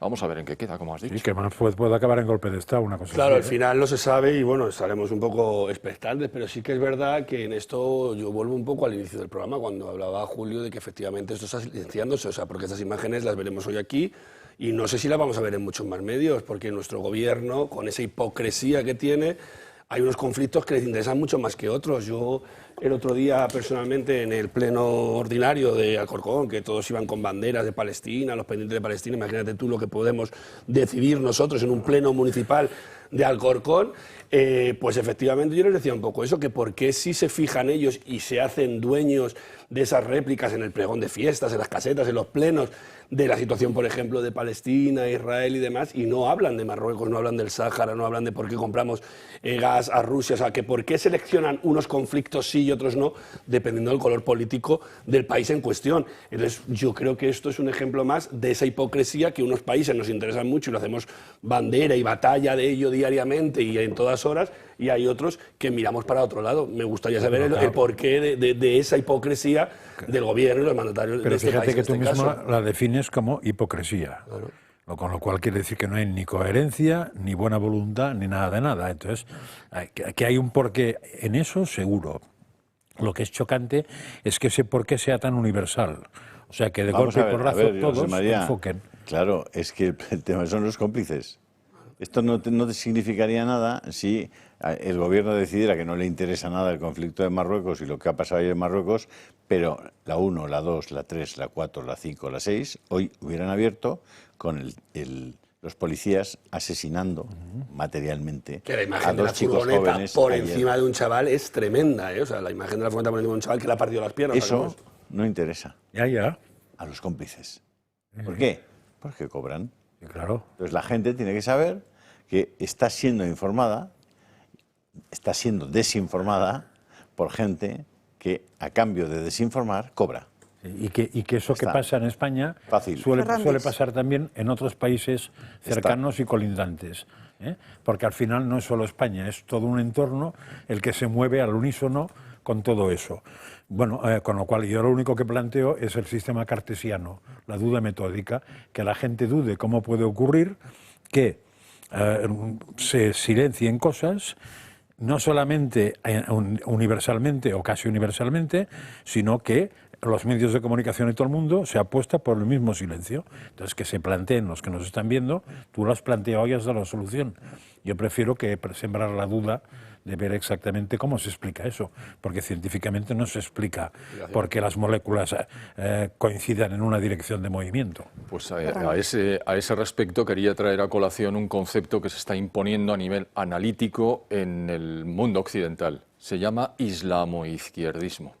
Es decir, una síntesis, una vinculación, una integración perfecta entre los ámbitos de funcionamiento de la izquierda y el Islam. Ambos han encontrado el objetivo, la destrucción de la civilización occidental cristiana. Adelante. ¿Y en eso están?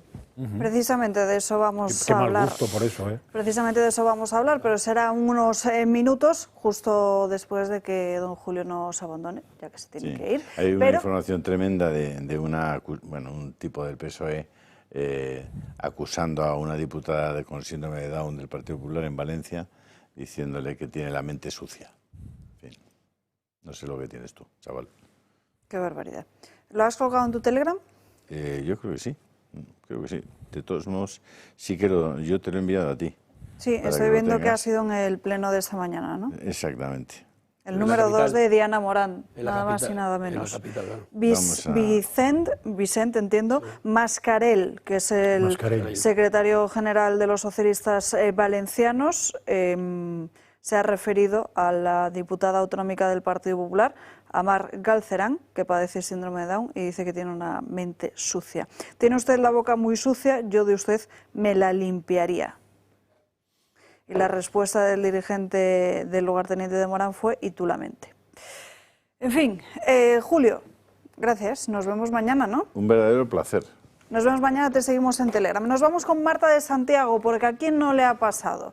Que de repente empieza a llamar un número insistentemente. Uno lo coge, descuelga, nadie le responde y así hasta hacernos sacar de quicio a todo el mundo. Este tipo de llamadas, las llamadas de spam, se han disparado hasta casi un 40% en nuestro país. Seguro que a muchos de ustedes les suena esta situación. Reciben una llamada, descuelgan el teléfono y al otro lado hay una voz que no conocen, ofreciéndoles un servicio que nunca pidieron.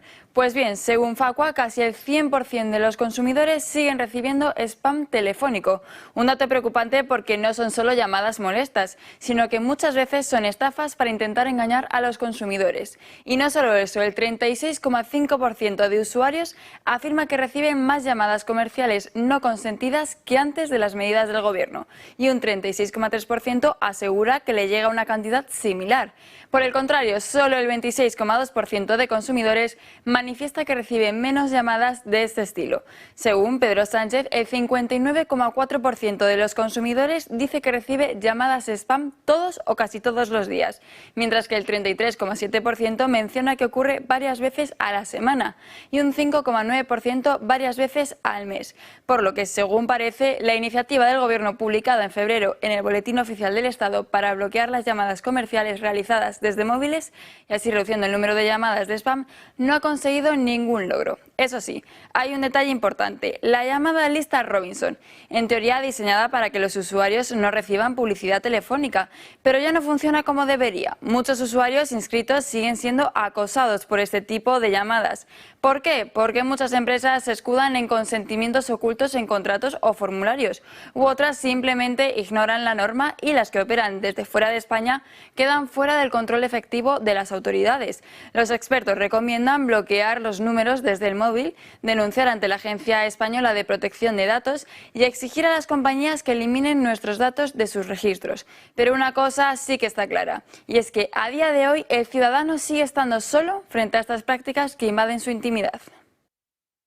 Parece que no nos libramos de esa pesadilla, de esas llamadas. En fin, abrimos espacio ahora para el Club de Amigos.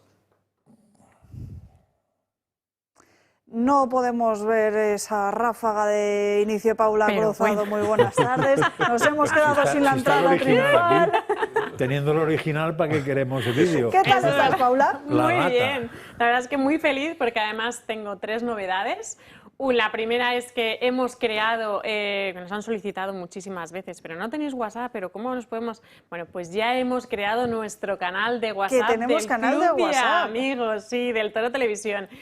Bueno, esto es una primicia, no nos ha dado tiempo a preparar nada, pero que se pongan en contacto con nosotras a través del teléfono del Club de Amigos y le explicamos todo, le mandamos el enlace donde tienen que pinchar para seguir informado de todo también en este canal de WhatsApp, para comunicarnos con mucha más rapidez con todas aquellas personas y socios que nos siguen y que nos quieren. Esa es una novedad. Otra novedad también súper deseada es que llegó la lotería de Navidad. He oído antes a nuestro compañero Gaby, pues bueno, el Club de Amigos ya tiene la lotería de Navidad, ya pueden adquirir sus números, o sea, la acabamos como de recoger, acaba de llegar. ¿Cuál es el número? No lo puedo decir todavía. Es que no tenemos la imagen, pero de verdad que mañana lo verán todos en sus pantallas. ¿En qué 2 cifras termina? En las de siempre, siempre mantenemos nuestro final de número, pero es que a ver si no lo consigo y os lo mando, aunque sea lo dices tú a final del programa. ¿Qué más tenemos? Y luego ya llega, a lo largo del día de hoy, estrenaremos el spot del ciclo de Fernando Paz, que también es súper esperado, es un súper, ciclo que va a comenzar por sorpresa el 15 de octubre, bueno, por sorpresa digo porque van a ser todos los jueves durante 10 jueves. Pero en vez de ser jueves, será miércoles 15 de octubre a las 7 de la tarde. Es un ciclo súper importante porque descubriremos con Fernando Paz cómo el cristianismo ha modelado la civilización occidental desde sus orígenes hasta nuestros días. Es un ciclo que vamos a comprender mucho mejor nuestra historia y nuestro presente. Y de la mano de Fernando Paz creo que no vamos a tener ninguna duda. Como digo, serán 10 sesiones, será de forma presencial y online, que hay mucha gente que nos ve desde fuera de Madrid, o la gente de Madrid que no se pueda desplazar también podrá disfrutar de ese ciclo. Por la mañana, el 15 de octubre, tendremos un paseo súper bonito con Javier Sardón sobre la guerra civil, porque Madrid fue escenario de algunos de los episodios más decisivos de la guerra civil. Una ruta guiada donde recorreremos lugares que dejó huella ese acontecimiento, y la verdad es que es una auténtica maravilla. Decir que son 2 horas, eso sí, importante, porque la gente que no esté muy acostumbrada a andar, serán 2 horas. Es cierto que no se pasó muy rápido, pero serán 2 horas. Luego, el día 16, estaremos en Barcelona hablando de la hispanidad, la hispanidad es un legado que merece la pena defender. ¿Con quién lo vamos a defender? Con Marcelo Gullo, con Julia Ariza, con Fernando Paz y con José Javier Esparza. Creo que son 4 grandes y potentes conocedores de la hispanidad. Luego, el 27, que tengo aquí a mi vera a José Ramón Ferrandis, vamos a hablar sobre la Agenda 2030. Así es. La vamos a desmontar porque llevamos ya 10 años penando esta agenda. Lo haremos con José Ramón Ferrandis, con Jorge Busadé y con José Antonio Fuster. Así es. ¿Qué trataremos? Muchísimas gracias. ¿De qué hablaremos? Hablaremos de lo que supone la Agenda 2030, de dónde viene la Agenda 30, lo que significa para todo el mundo y en concreto para España.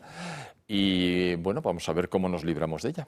En ello estaremos. Y luego, no me quiero ir antes sin recordar a todas aquellas personas que nos ayuden, que ya lo están haciendo. Son muchos los socios que nos ayudan con sus cuotas, con sus donaciones, la gente que no se puede hacer con una recurrencia, pero necesitamos vuestra ayuda, necesitamos que seamos más, que juntos somos más fuertes. Se están dando de alta matrimonios que nos están ayudando también a completar, pues para llegar a esa deducción, porque informaros a todos que las cuotas y las donaciones son desgravables. Si llegan a los primeros 250 euros, se desgrava el 80% de la donación, es decir, le devuelven 200 euros, con lo que pagaría una cuota anual de 50 euros, que son solo 4 euros al mes. Y a nosotros de verdad que nos ayuda una auténtica barbaridad para poder seguir estando en la brecha del periodismo libre, que tampoco queda, de ese resquicio de libertad de expresión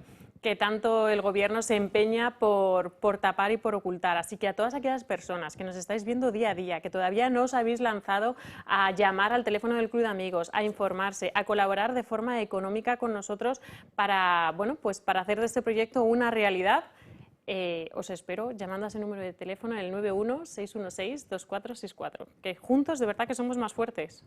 Claro que sí, que llamen cuanto antes, Paula. Claro. También para enterarse del número de la lotería, yo lo llamo, que no se me olvida.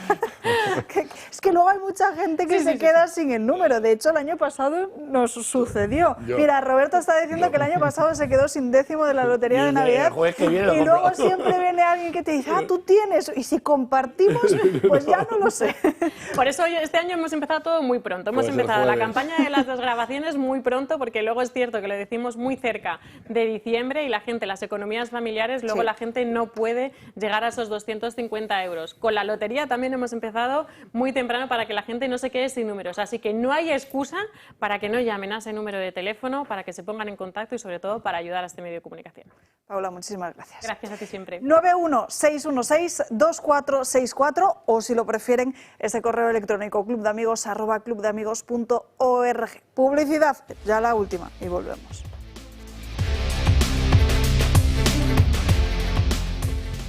Ya estamos de vuelta en Dando Caña, pasa 1 minuto de la 1:30 de la tarde. Atención, abrimos ya página política y también de corrupción, porque esto en los últimos meses parece que va bastante de la mano. Enseguida hablamos de esto último, pero antes, en El Mundo, la portada de hoy de cómo el Partido Popular estaría preparando, atención, un superdomingo electoral a nivel autonómico, unas elecciones que se celebrarían de forma independiente a si se producen o no un adelanto electoral de las generales en nuestro país. El Génova 13 ven posible ese adelanto, como decimos, en Extremadura y Aragón, y contemplan que ese superdomingo se produzca en el mes de marzo.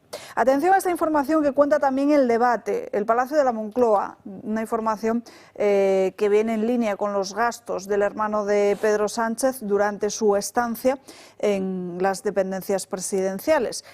Asumió Moncloa esos gastos, pero sí que es cierto que se niega a dar detalles. Y The Objective, precisamente, está haciendo un seguimiento de cuál puede ser ese posible relevo al frente de la UCO. Sin embargo, también hay más novedades en el caso de Begoña Gómez. Un nuevo documento se suma a la investigación de Begoña Gómez. Se trata de una cronología aportada por una de las acusaciones populares y que recoge hasta 21 episodios en los que supuestamente se usaron medios públicos para actividades privadas de Begoña Gómez. El primero es el Encuentro Estatal de Emprendedores Ruraltivity, un encuentro al que acudió Begoña junto a Cristina Álvarez y en el que la mujer del presidente dio incluso una charla como directora de la cátedra. Es aún más relevante la participación de Álvarez junto a Gómez en la firma del convenio de la cátedra, un acto personal y privado, por lo que, según la acusación, esto refuerza el uso de personal del Estado en asuntos ajenos a la agenda de presidencia. Un patrón que se refleja en muchos más actos, por ejemplo, en la presentación de Compymes, acto al que de nuevo acudió Begoña Gómez junto a Cristina Álvarez. Unos hechos que, según la acusación, demostrarían la malversación al ser un patrón sistemático, prolongado y consciente. La acusación, además, cifra en más de 320.000 euros el daño patrimonial al erario público que supuso que Álvarez acudiera junto a Begoña Gómez a actividades privadas y personales. Lo cierto es que las cosas se ponen cada vez más feas para Begoña Gómez. Según el debate, Óscar López llamó al empresario Juan Carlos Barrabés para pedirle que apartara a la mujer del presidente de cualquier polémica. Y tan solo 5 meses después de esa llamada, Pedro Sánchez nombró a López ministro. Pero este no es el único ministro salpicado en el caso Begoña. Hacienda señala también a un subordinado de Nadia Calviño. Lo acusa de modificar los contratos para favorecer al empresario Juan Carlos Barrabés tras la carta de recomendación de Begoña Gómez. Y es que este posible fraude de ley en las adjudicaciones a Barrabés ha supuesto un punto de inflexión para la Fiscalía Europea, que ha decidido ampliar su investigación. Además, en las últimas horas, la defensa de la mujer del presidente ha recurrido la decisión del juez Peinado de que la causa por presunta malversación se juzgue con un jurado popular. Antonio Camacho ha acusado al magistrado de apoyarse en generalidades. Pues en esta causa tenemos una noticia de última hora porque el magistrado Juan Carlos Peinado, el juez encargado de investigar a la mujer del presidente del gobierno, envía a jurado popular otra pieza contra Begoña Gómez, contra la mujer del presidente, también al empresario Carlos Barrabés y a la asesora de Moncloa, a Cristina Álvarez, por varios delitos, entre ellos el de tráfico de influencias, que se suma a esa pieza por malversación. Todos ellos están citados para acudir a los juzgados de instrucción número 41 de Plaza Castilla el próximo día 6 de octubre, el lunes, si no me equivoco. Es noticia de última hora. Peinado vía jurado popular otra pieza sobre Begoña Gómez después de hacerlo por malversación, algo que me comentaba Francas durante la pieza del vídeo, que era algo que resultaba evidente porque era muy difícil investigar la malversación sin hacer lo mismo al mismo tiempo que eso con el tráfico de parecía, pero influencias. claro, yo me quiero leer la noticia porque interpreto que es lo mismo que hizo la semana pasada, es decir, avisar de que va a proponer eso, con lo cual eso no quiere decir nada. O sea, aquí estamos inflando una noticia, no tú, pero se está inflando una noticia que no va a ningún sitio. O sea, por los 5 delitos, disculpadme, no solo por tráfico de influencias, los 5 delitos por jurado popular. Quiere decir que arrastraría el tema del jurado popular, arrastraría a los otros, que es una opción. Bueno, eso va a ser discutido hoy por su abogado, por una tía mía, por el ministro tal, y mañana y pasado. Tiene la ventaja de que así no veremos a Ada Colau llorando, veremos una cosa más profunda, que es esta, al menos que no más afecta. Pero yo quería irme a la noticia del hermanito, que me parece muy interesante lo de Moncloa, porque al no querer dar los datos Moncloa de que ha gastado, está aceptando que gastó. O sea, lo que está diciendo es... Ha reconocido que sufragaron los gastos, lo que no detalla el qué. No, acaba de reconocer es que el hermano vivió allí, mientras decía que vivía allá, para ahorrarse de Hacienda acá y acullá, y cobraba del otro lado, que es mucho reconocer. O sea, creo que han metido la pata el decir eso, el hacer eso, porque acaban de reconocer lo que ni querían reconocer, que no era tan fácil, ¿eh? Comprobar que un señor vive en un sitio donde está escondido, tampoco creáis que es tan fácil. Y al final no nos engañemos. El tema judicial se basa siempre en lo mismo, en pruebas. Y las pruebas, la verdad no son pruebas. La verdad puede no tener pruebas, son pruebas. Yo creo que el hecho de que haya estado aparcada la autocaravana durante tanto tiempo, eso es una prueba visual. De que estaba la autocaravana. Por ahí podemos empezar. No de que estaba él. Y luego tú has hablado del hermano, pero a mí lo que realmente me llama la atención es cómo la defensa de Begoña Gómez argumentaba inicialmente que había sido apoyo puntual, ese término tan curioso que no tiene que ver con las horas, sino simplemente con el hecho de... da igual, con que lo haya hecho ya solo una vez. Pero sigue ahora, ¿eh? Pero no, ahora hemos cambiado y esta mañana lo que he leído es, no, pero es que otras esposas de presidentes han tenido ayuda con anterioridad. Ay, amigo, o sea que has cambiado radicalmente tu línea de defensa. Sí, pero porque otros roben significa que no funciona ninguna de las que utilizan. Ahora lo moderno ya no siquiera eso. El siguiente salto que han hecho ahora es, a pesar de hacer eso, cumplió con su deber, con lo cual no costó nada el erario público, porque no hay protestas de sus jefes diciendo que no trabajara, que no resolviera lo que tenía que resolver. Y después otra cosa que están diciendo es, algunos de esos mensajes están fuera de horas, con lo cual no computarían con su horario, pero en simultáneo están declarando desde Moncloa, y aquí eso es chocante, que el trabajo que tenía en Moncloa era 24/7. Con lo cual, quiere decir que estaría fuera de horario. Sí, estaba en cursa. Con lo cual, estaría en cursa y además se supone que los sindicatos van a demandar a Moncloa, porque un trabajador 24/7 creo que es absolutamente ilegal. Uy, es que eso no lo ha escuchado Yolanda Díaz. Por eso yo te iba a decir, es absolutamente ilegal eso, ¿no? Como decía que esto no queda así, esto se hincha.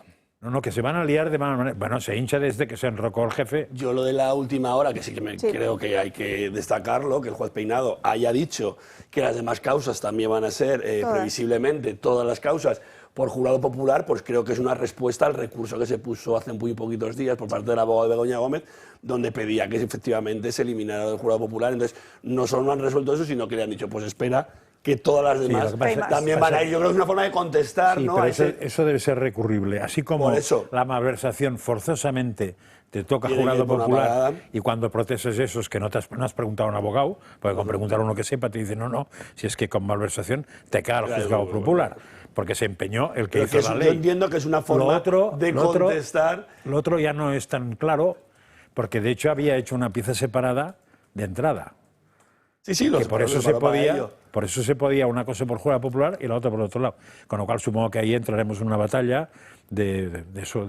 Y veremos a ver el numerito, el show del día 6 de octubre, a ver qué ocurre. No, porque si es por jurado popular, el propio Antonio Camacho argumentó una decisión de la Fiscalía del año 2005 que permitía a los que estaban involucrados no asistir a las previas, y se aceptó. Entonces, si ahora se amplía a todas las partes que va a ser por jurado popular, ya Begoña Gómez no tiene que desplazarse. No, pero es que seguro que no se desplaza pidan más, el dispositivo de seguridad. Pero cuando haya el jurado popular sí tiene que desplazarse. Cuando, en el momento sí, pero no la previa. Y no media hora. O sea... Bueno, el lunes 6 de octubre, citados a declarar a las 5:30. Ahí no irá seguro. Veremos qué pasa. Lo predecible es que Begoña Gómez no acuda, al igual que tampoco hizo el pasado sábado. En fin, cambiamos de asunto. Seguiremos muy pendientes de esto. Hablamos ahora de inmigración ilegal, porque siguen produciéndose las protestas en nuestro país. La última de ellas, Natalia Fernández Picado, en Cataluña. Eso es, Alba. Muy buenas tardes. Más de 3.000 personas se manifestaron ayer en Hospitalet de Llobregat contra la inseguridad que sufren cada día en sus calles. Los vecinos quieren una solución urgente ante, por ejemplo, los robos que se producen diariamente. Según el último barómetro del municipio, para más del 38% de los vecinos, la inseguridad es el principal problema que tienen. Un máximo que no se alcanzaba desde el año 2012. Un problema que más de la mitad de los vecinos de Llobregat lo colocan entre las 3 principales preocupaciones. Una inseguridad que no es solo propia de este municipio barcelonés, sino de toda Cataluña. Y es que Cataluña registra más de 12 ataques con cuchillos al día. Ojo al dato, porque entre el 1 de septiembre del pasado año y el 30 de mayo de este, es decir, durante 9 meses, los Mossos atendieron 3.550 casos vinculados con cuchillos y armas similares, la mitad de ellos en Barcelona. De ello, el 24% de los incidentes corresponden a robos con violencia e intimidación, un 21% a agresiones entre personas, un 17% a amenazas y coacciones y un 16% a peleas que se producen en plena calle. Unos datos que muestran cómo la inseguridad en las calles de nuestro país pues sigue creciendo y los ciudadanos son muy conscientes de ello. Gracias, Natalia. Más de 3.000 personas. Mi ayuntamiento. ¿Tu ayuntamiento? Yo fui concejal de ese ayuntamiento. No lo recordaba. En la época política mía, sí. Hombre, es un ayuntamiento difícil, siempre lo ha sido. Pero como es un ayuntamiento donde era una ciudad dormitorio de Barcelona, pues tampoco había especiales problemas, y además los barrios estaban muy controlados por la propia gente de los barrios. Pues ahora no. No, ya ahora se ve. No, yo sé que todo un pueblo tan cerca de Madrid que te puedo hablar. Ya se ve que se ha desmadrado eso, porque... Se ha desmadrado el tema, los municipios... Había algún barrio de Hospitalet que tenía más densidad de gente que Calcuta. Fíjate. En concreto uno. Yo es verdad que los municipios, creo que ahora mismo de manera generalizada uno de sus mayores problemas, lo vemos en las encuestas, lo vemos en las quejas diarias, es la falta de seguridad en los municipios, el tema de la ocupación, es verdad que es tremendo. Nosotros, de hecho, llevamos a este pleno una comparecencia del concejal de seguridad para que nos explique qué es lo que ha ocurrido, porque es verdad que luego los datos que se arrojan, ¿no? Te dicen, el ministerio dice que en Alcorcón, en concreto es el caso del Controlo, en ese sentido... Muy parecido a Alcorcón y Por eso te digo que es un muy claro ejemplo. Fuenlabrada, el año pasado los robos eran 107, y el 109, perdón, y este año 106. Claro, tú ves ahí a la alcaldesa de Alcorcón, al delegado del gobierno de la Comunidad de Madrid y al concejal en cuestión decir que claro, que los datos son buenísimos, que los datos han bajado.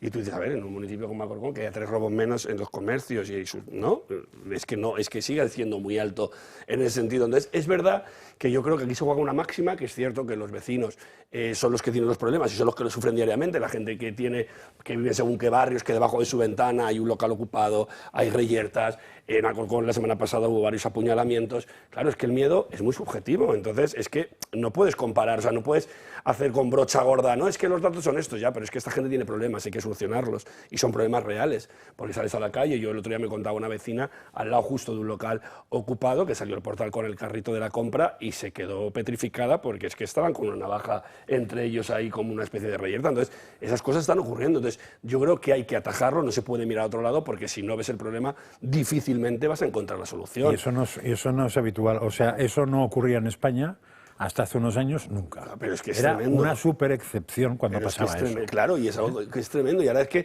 yo, por ejemplo, en Alcorcón, yo os digo, el otro día es que hubo una reyerta con un apuñalamiento en 2 zonas, en Puerta del Sur y en Parque de la Paz. Pero es que te vas a Calle Madrid o Avenida Carabancheles con locales ocupados y tenemos lo mismo. Pero es que antes de verano, que creo que también lo comenté aquí, en la calle Soria, un local ocupado, un apuñalamiento en la puerta de un mercado que va un montón de gente. Entonces, esa gente que va y lo ve, no le puedes decir que es mentira o que los datos son contrarios. No, es que los datos han mejorado. Ya, pero es que el problema es que sales con el susto en el cuerpo. Claro, efectivamente, y el miedo es subjetivo absoluto.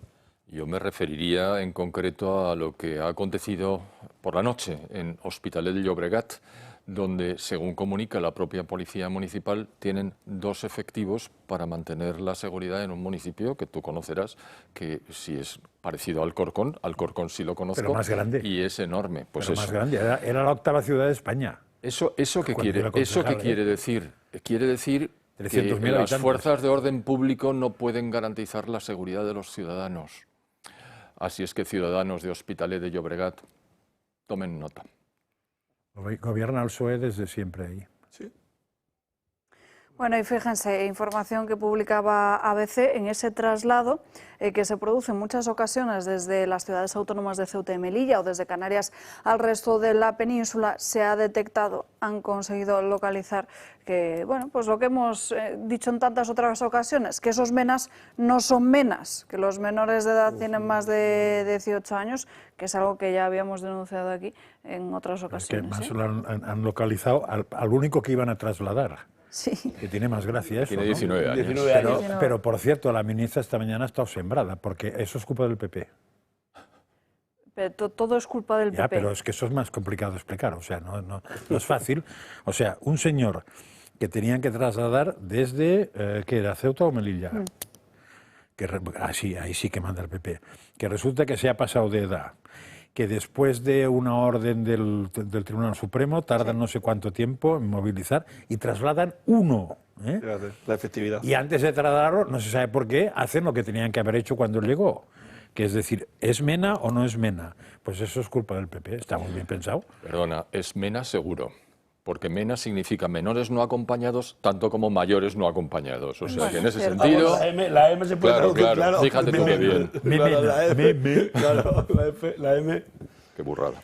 En fin, señores, vamos con más asuntos. Me gustaría que comentáramos... Bueno, no sé si lo han visto, Josep María Francasí, porque además creo que hace unos días... ¿Le llegaste a entrevistar al padre Custodio Ballester? No, estaba chateando y me estaba pasando información otra persona.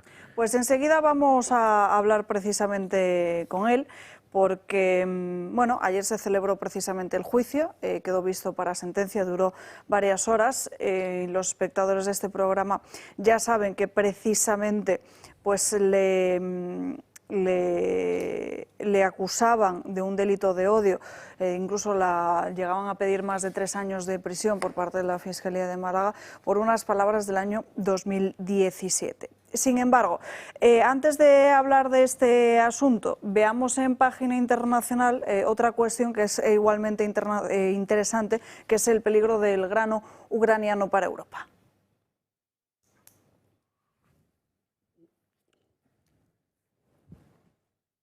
Y Ucrania cerraron un nuevo pacto comercial en su postura de libre mercado.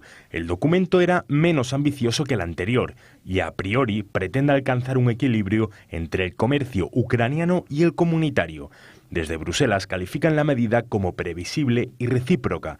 De lo que se sabe hasta ahora es que Kiev tendrá que acatar las normas de producción agrícolas comunitarias, algo fundamental para su adhesión a los 27. Se mantendrá, aseguran, la estabilidad del mercado con cuotas en huevos o azúcar, pero para el sector agrícola es competencia desleal, lo que les obliga a bajar los precios para poder competir. Que si esos productos, esas materias primas entrarían en la igualdad de condiciones que Europa nos exige, pues entendería, pero realmente lo que no se puede permitir es que entren todas esas importaciones, me da igual, de Ucrania, de Marruecos, de patatas también a entrar ahora de Turquía, de Egipto.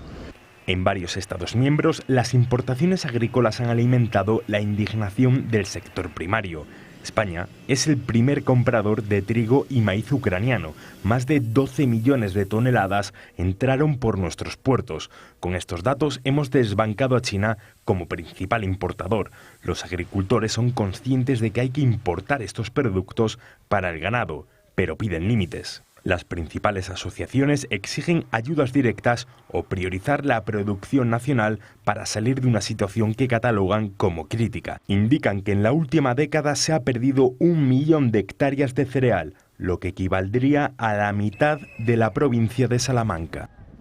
Bueno, seguramente muchos de esta mesa, muchos de nuestros oyentes estén de acuerdo con las declaraciones de que el Islam radical está destruyendo o está dirigido a destruir la civilización occidental. Por estas mismas palabras, el párroco, el custodio Ballester, se ha sentado en el banquillo de los acusados, acusado precisamente de islamofobia. Con él tenemos conexión en directo. Muy buenas tardes. Hola, muy buenas tardes a todos. Gracias por llamarme y para explicaros un poquito lo que ha pasado. Lo primero de todo, preguntarle cómo está. Pues mira, estoy muy bien y además estoy muy agradecido a la Fiscalía porque si estuviéramos en Afganistán o en Pakistán habrían pedido la pena de muerte. Como estamos en España, a Dios gracias, solo me han pedido 3 años. 3 años que ya, es decir, en otros casos ni actúan, ¿eh? Pero en fin, ¿confía en su absolución o cree que esta causa ya se ha politizado? Bueno, mi abogado me ha dicho que si los acusados actúan jurídicamente, tendrían que absolverme. Ahora, si se mete la política por en medio, pues podría pasar cualquier otra cosa. Es lo que parece que está pasando, ¿no? Porque este asunto, desde luego...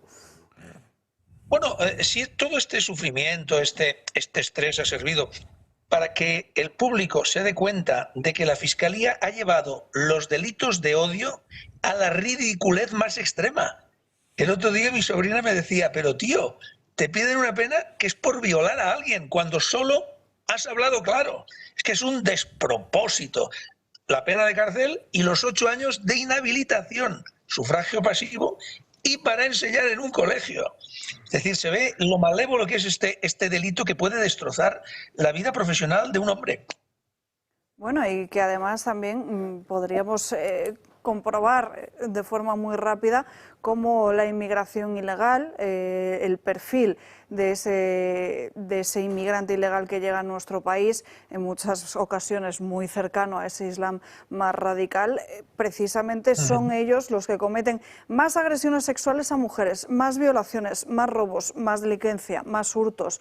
Pues al final sí que es cierto que, bueno, se desmontaría muy rápidamente con datos. Bueno, eso mismo que usted ha dicho, se lo echaban en cara a Armando Robles. Esas mismas afirmaciones que has dicho tú, Armando Robles se las echaban en cara diciendo que simplemente hacer estas constataciones era ya incitar al odio. Claro, el periodista dijo que sus afirmaciones se basaban en hechos reales. Pero bueno, las cosas iban por ahí, ¿eh? A lo mejor dentro de poco algún fiscal de odio también nos quiere empapelar a vosotros. No nos sorprendería, pero padre, ¿estamos perdiendo el sentido común? No, el sentido común ha desaparecido hace mucho tiempo. Los abogados dicen que la ley de odio, las leyes de odio son una ley en blanco. Ellos escriben el delito tal como les conviene, porque todavía ni ellos mismos saben lo que es. Fíjate que el odio es una cosa tan subjetiva, tan absolutamente subjetiva, que es que pueden acusar a quien les dé la gana y además en un sentido unidireccional. Porque las ofensas a los sentimientos religiosos de los cristianos acaban siempre en archivo o los pocos que llegan a juicio en absolución. El único caso que han ganado abogados cristianos fue contra aquellas femen que se desnudaron en la Almudena y las condenaron a 3.000 euros. El único caso, ya han puesto docenas de pleitos. Además, precisamente este juicio se ha provocado por esa asociación de musulmanes contra la islamofobia, que si no me equivoco está bastante vinculada a Podemos. Sí, reciben subvenciones sobre todo del Ayuntamiento de Barcelona. Son 3 socios subvencionados para que denuncien. Unos musulmanes que casi todos son conversos y que tienen como misión ir persiguiendo, metiendo el dedo en el ojo a todo aquel que se atreve a discrepar del discurso oficial. Además, con el agravante de que esta asociación son pro-talibanes. Se han mostrado públicamente a favor de la implantación de la ley islámica en Cataluña y han mostrado su animadversión a la Iglesia y sobre todo a los curas católicos, diciendo, por ejemplo, en un tuit, Ibrahim Pérez, que es el presidente entonces, que la Iglesia utilizaba la confesión como refugio de la pedofilia y llamando a la Iglesia con un calificativo soez que no voy a repetir aquí. Yo eso nunca lo he hecho con el Islam, ¿eh? Cuando el Ayatollah Jamenei y el presidente Erdogan defendieron a Jesucristo, cuando se mofaron de ellos en los Juegos Olímpicos de París, yo salí a defenderlos. Fueron ellos dos los que defendieron la figura de Jesucristo y de la Virgen cuando tantos pastores callaban la boca. Y eso yo lo dije públicamente y escribí un artículo felicitándoles. Bueno, lo que parece es que sus palabras se han usado para no solo amedrentarle o silenciarle a usted, sino a todos aquellos que puedan atreverse a decir lo que en las calles estamos observando a diario. Sí, es una espada de Damocles, el delito del odio, para que solo se manifieste el discurso oficial, el discurso del gobierno de turno. Ellos marcan el relato y todos tenemos que repetirlo como papagayos, porque si es al contrario, pues te cae la del pulpo, como han querido hacer contra nosotros. Francas. No, bueno, es un comentario muy al margen, pero se dice, al menos en la religión católica, que del mal sale el bien. Entonces, de lo que le está pasando a usted, ¿qué espera que salga bueno? Porque seguro que saldrán muchas cosas buenas. La cita textual del apóstol San Pablo es que para los que aman a Dios, todos los males se convierten en bienes. Eso es. Mira, he estado rezando el breviario estos días, oye, y los salmos del breviario estaban enfocados, ¿no? El Señor es mi abogado, defiéndeme tú en el juicio.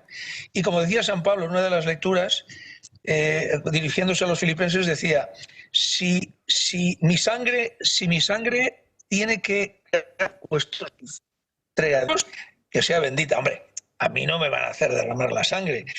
Pero mira, esto me ha hecho entrar en la humildad de confiar plenamente en el Señor y de saber que, aún en el peor de los casos, como me dijo el cardenal Omeya, y cosa que yo le agradezco, me lo dijo en forma de chascarrillo y nos reímos los dos. Me dijo, mira, eres un hombre de lucha, eres un hombre fuerte, si acabas en la cárcel, cuenta con mi visita.